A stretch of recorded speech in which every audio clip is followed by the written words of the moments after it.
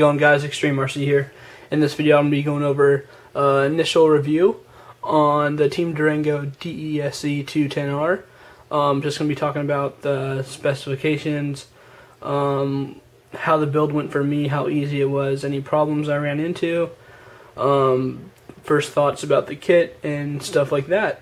So this is going to be the final review. I hope to have some driving footage of this car and then the final review after that. So this will be part one of a three-part series. First thing I want to start off with is the Team Durango manual. This manual was completely easy to read into. I'm going to get you guys into a better shot and show you guys more of what's inside. Guys, now that I have the manual here, I'm going to open it up to one of the, just some random page and show you guys part of the build. So right here, what it looks like is your your rear shock tower. Hold on, that's not a good example. Right here is going to be your steering assembly, so your bell cranks and stuff like that. This is page 10 of the actual manual. Going to be actually your first page when building, so this is going to be the first thing you see when you start building the kit. All the other things before it are things like warnings, stuff that's not required or stuff that's not included in the kit, such as double-sided tape, shock oil, needle nose pliers, hex drivers, differential grease, receiver, servo, transmitter, motor, pinion gear, ESC, and the cross wrench, which has your millimeter 4, 3, and 7, I think, is what they have. Some more warnings in different languages and stuff like that, safety notes. Enough with all the boring stuff. Let me just bring you guys into here and show you guys all the detail that they give you when building the kit. You should have no problem when doing this. It's just like building Legos. I'll bring you guys onto another page so you can see another example. Right here is your right hub assembly.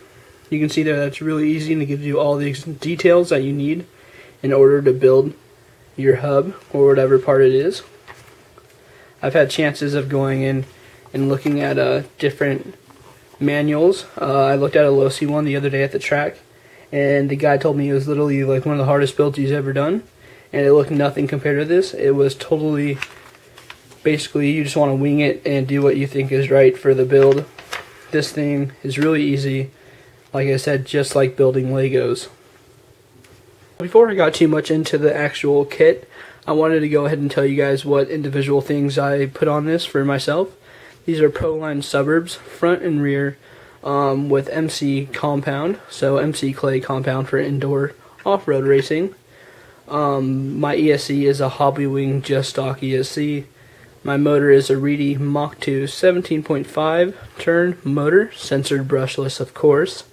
What radio system I am running in this kit is the Spectrum DX4C with a Spectrum SR410 behind here. My servo is a Savox 1258 TG servo with a Losi servo horn.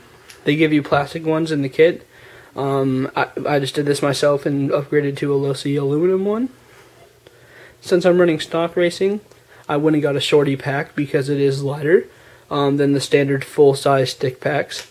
You want your truck to be a little lighter if you're going to be running stock racing, just because you have a lower powered motor to push this truck around. The car itself is not that heavy. I believe the chassis is 1 ounce, maybe a little bit more. So it's a fairly light truck. It's actually one of the lightest on the market. The Losi probably being the heaviest due to its aluminum plate. You cannot get aluminum plate for the Durango two-wheel drive kits unless it's the DEX210. So the stadium truck and the short course truck that you don't have an aluminum chassis plate out for. But that's not really a big deal, given the fact that Losi is the only brand or top racing brand that does that. But the buggy from Team Durango, the DEX210, has an aluminum plate with it. For stock racing, carbon plate or carbon chassis really isn't a bad thing, or a composite chassis, a plastic chassis. So I'm going to bring you guys in a little bit closer and show you guys a few things about the actual kit. So guys, I'm not going to go into too much about the actual specs on the kit. I want to save that for a future video, such as video number 3 of this series on the final review, and different separate videos about things like the transmission case, mid-motor versus rear motor, servo adjustments, like why it's in an angle like this, what's so good about that, how to access it, different tuning options such as droop settings for front and rear, which is awesome. I really want to talk about that in a future video. But starting off with the rear, I just want to talk about some of the key features that don't really need a separate video. Now, starting off with the rear bumper, something that's very cool that Team Durango throws in is that the bumper collapses. So say you get hit, it collapses just like this, which takes up pretty much all the damage and from the collision, keeping your transmission case safe, your diff safe, your arm safe, your shock tower safe, keeping your ESC from taking a lot of damage and flying out of your car, falling off the double-sided tape. Might not be that extreme, but I can say myself that this bumper does help and does work.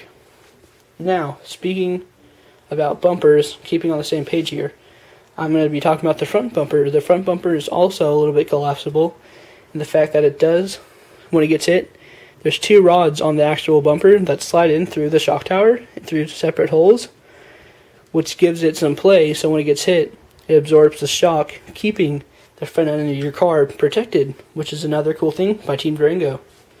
Now, keeping on the same page for protection, or defense of your car, because the track is pretty much a battlefield, especially if you're racing with some new guys that are out on the track, you can keep your truck safe.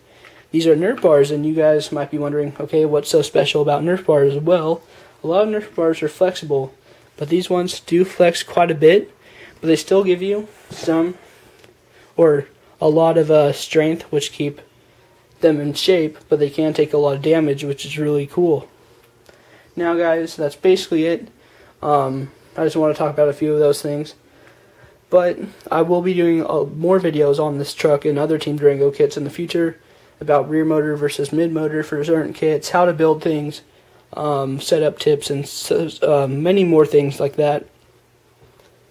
Now guys, I wanted to talk about something that was really cool that happened to me the other day while I was trying to fix a problem. When I built the kit, I built the diff wrong somehow. I built the diff before, but this time just didn't work out for me. So I contacted Travis and Mescua, Team Durango Pro driver.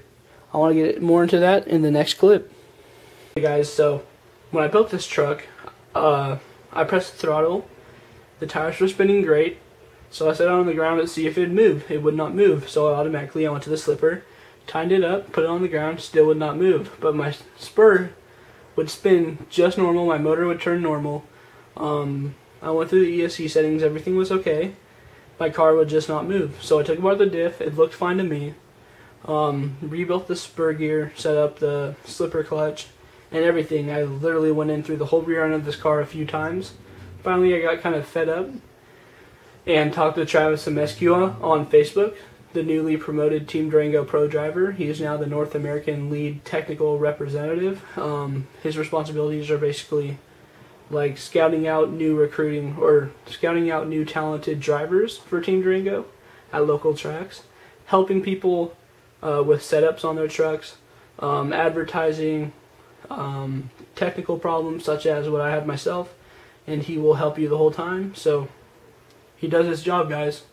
4 hours straight, like on Facebook, just helping me out. We literally got it done, and it was just an awesome experience. A really, really, really cool guy Travis Mescua is, so I just wanted to give him a shout out and a thumbs up. Thank you, bro. Really appreciate all the help. That was really cool. Now guys, kind of want to throw in a little bit of my thoughts about the car. This is a great car for anyone who wants to get into racing. Team Durango is a new company. They came around 2008. They already have 5 championships on their belt, which is actually really good, being from 2008 in a 6-year period, 5 championships. That is a lot of championships for the time they've been around.